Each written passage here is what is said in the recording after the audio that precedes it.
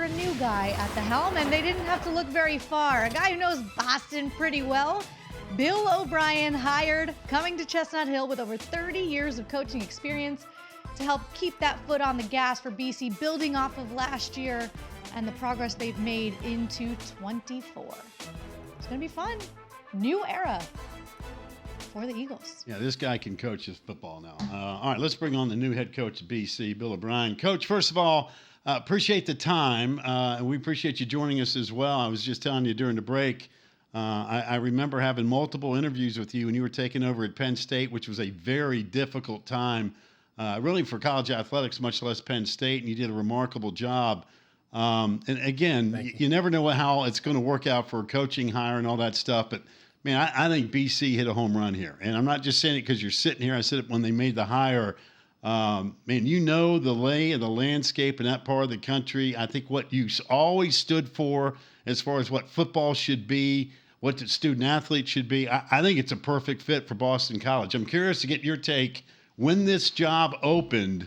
And I know that you were in a position where, hey, I was comfortable where I was making the transition. Did you get a sense that, hey, you know what, that is exactly where I need to be? Well, thank you. Thank you for having me, and thank you for all that the introduction and everything you just said. I really appreciate that. It was something that, when this job opened up, my wife and I, Colleen, we talked about this job. She's actually a 1992 graduate of Boston College, and we really felt like it was a great fit. I'm from the area. I grew up a huge Boston College fan, and I believe in what we stand for at BC. I believe that we can play good football.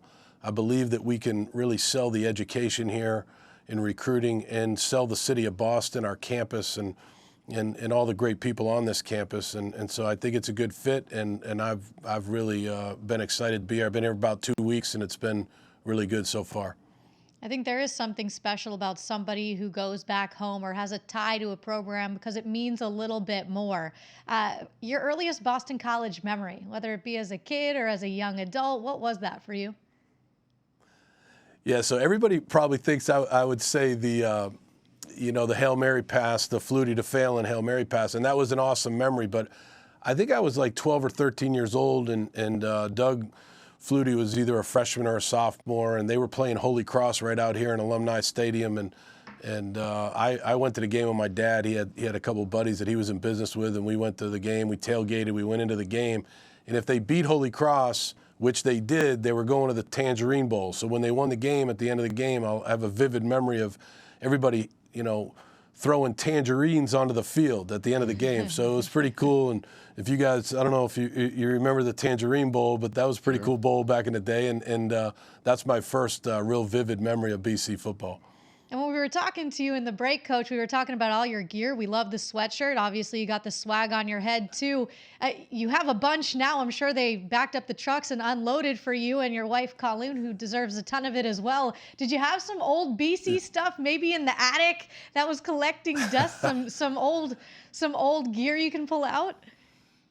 Yeah, I think I had an old sweatshirt, but I think I've outgrown that a little bit. So, but I did have an old sweatshirt. It's a little tight on me now, but no, they did a great job, Casey and Andrew in the equipment room of gearing me up, and sweatshirts and hats, and obviously, I'm a little follically challenged up top, so I like to wear my hat, and it's a great lid. So I love the gear.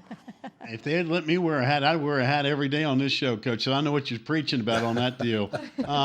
Given your past track record, National Football League, obviously you coached Nick Saban, Tannebaum, and all that stuff.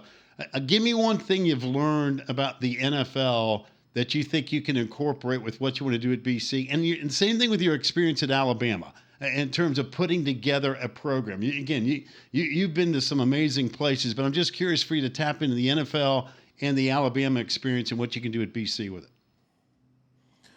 Yeah, I think really what you tap into is the organization itself. All of the things that I learned, like you said, at Alabama and in New England, organizationally, and how does that translate to college football? How does that translate, front office wise in the NFL to the recruiting department at Boston College? How does, obviously the coaching staff football to football, how does that translate? And I think there's so many other things, the medical setup, the equipment setup, the video setup. There, just organizationally, I think there are things that do translate. There are things that won't translate, right? It's a lot different. College football is a lot different. The rules are different. These guys have to go to class. There's an academic challenge here that these guys have to meet every single day that, obviously you don't meet in pro football. So there's a lot of differences, but I also think there's some things that do translate, and I think that's helped me in the setup of this program, in the infancy stages of setting up what we're going to try to do here.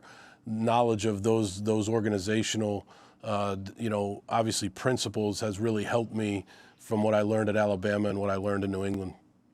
And I know right now you're probably juggling a lot of things. Obviously, staff is one thing, making sure you're still getting your life in Boston situated. Then obviously talking to the players who are there, because over the last couple of weeks, they've gone through a lot of change, and I'm sure that's important to you as a coach. What are you hearing from them? And also the second part to that question is, you're a QB guy. You got a pretty good one up there that we got the pleasure of watching kind of develop last year. And what you see in Thomas Castellanos? Yeah, no, I think one of the first things that I did was to meet one-on-one with every guy on the team, and that was really important. So it took me a couple weeks. I just finished at the end of last week, and it was something that I learned a lot about their stories, their families, where they were from, how they ended up coming to Boston College, and a lot of other things. And the stories that I heard were really, really important to me to start the relationship with these guys. I think that's really, really important to get to know them on a one-on-one basis before you start coaching them on the football field. So that was something that we did, the first 2 weeks that we were here. We're into our third week now. When I watch Tommy, I see a lot of really good things. He's a very instinctive player. Obviously, he's a dynamic player. He can do a lot of different things, and, he really wants to improve. He's somebody that shows up every day looking to get better. I've enjoyed coaching him for the first couple weeks that we've been here, and this is a guy that wants to win, wants to compete, and I think really represents Boston College in a really good way. Coach, I'm sensing the time you spent obviously running the show at Penn State, your time at Alabama in particular, setting up a team inside out as far as putting a team together. Physicality is always the name of the game, whether you're at Penn State, Alabama. I got a funny feeling at Boston College, with great tradition and history of the offensive line play, winning at the point of attack on the defensive front.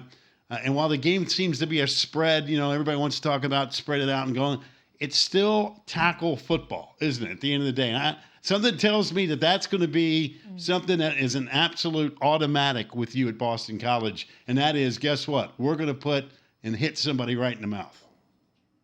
Yeah, we have to be, like you said. I mean, when you look at the history and the tradition of Boston College football, there's been great quarterback play over the years. There's been really good defensive players. There's been awesome offensive linemen, and there's been a lot of other great positions represented, in college football that went on to the NFL. But the one thing that I do think, BC, that we have to hang our hat on is we have to be a tough, disciplined, a team that's mentally and physically tough. We have to do a really good job of that. We have to be disciplined. We have to be a team that plays the game the right way, that understands the physicality of the game. And, we have to be able to run the football. We have to be balanced on offense, and, we have to be able to stop the run on defense. And I think if we can do that, and we can play smart, and we can be disciplined, eliminate penalties and eliminate turnovers and try to take the ball away, I do think we'll have a shot to win games, but we have to really start there. And physicality and toughness and competing is going to be something that we have to hang our hat on. That's something that we need to take pride in.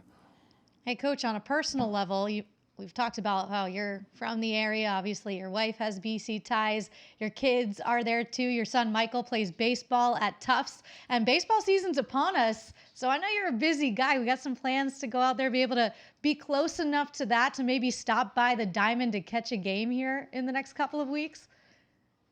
Absolutely. They open up against Brandeis here, I think, in about a week, so I'm going to try to get over to that one. I should be able to, because we're on spring break here at BC next week, so should be able to see Michael play against Brandeis and watch the Tufts baseball team. And, it's really been awesome to have him so close over there in Medford, which isn't that far away from Chestnut Hill. So it'll be fun for Colleen and I to go watch some baseball. And then they head off to California. So they have a spring trip to California, which Colleen's going to go to. I won't be able to do that because we start spring practice here. But yeah, it's going to be fun to have him over at Tufts playing in the NESCAC, no doubt about it. Well, listen, again, congratulations on the gig. It's great having you in the ACC. And like I said, the experiences that I've had with you when you're at Penn State, I think you're a natural fit for Boston College. I think it'd be a great fit for the Atlantic Coast Conference. And as crazy as college sports is in this day and age, we need some folks with some common sense. So I'm glad that you're part on our side from that perspective, and we look forward to working with you. Thank you, guys. I really appreciate it. Thanks for having me on. Thank you. You got it, Coach.